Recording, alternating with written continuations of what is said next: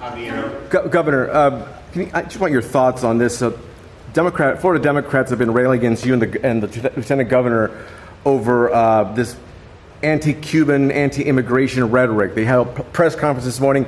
What's your thoughts? Because they haven't denounced Karla Mats' recent sympathies towards Fidel Castro when he passed away. I think it's just bizarre that they're trying to equate people that fled communism from Cuba under things like the Cuban Adjustment Act and Pedro Pan to someone running drugs across the southern border. How dare they make that comparison?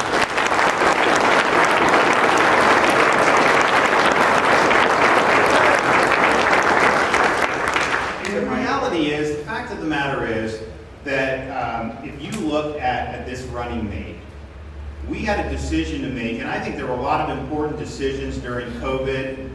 We made decisions to lift people up, and we were better off for it, but no decision was more consequential, probably in terms of the long-term health of our society, than whether you had kids in school or not. And we made that decision. We were the first big state to say, June of 2020, every kid has a right to be in school in person. And this running mate, Mats, she fought us tooth and nail. Chris fought us tooth and nail. They wanted these kids locked out of school. And if they had their druthers, those kids would have been locked out of school for a year, just like in California, just like in some of these other places. That would have caused irreparable damage to their upbringing. It would have ended up having huge consequences coming downstream. And so that alone is disqualifying when you're wrong on one of the most important issues that this country has had to face over the last few years.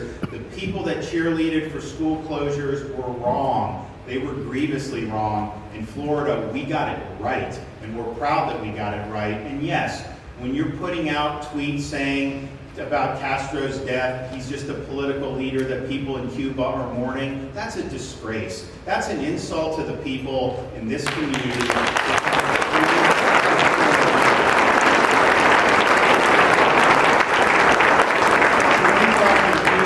Seen that island destroyed, and here we are decades and decades later, and it is a third world country, has so much potential, and you look at the contrast between South Florida and Cuba. I don't see people getting on rafts to go from Key West to Cuba. I've never seen that. I know they want to do that the opposite because they understand how important freedom is. Yes, ma'am.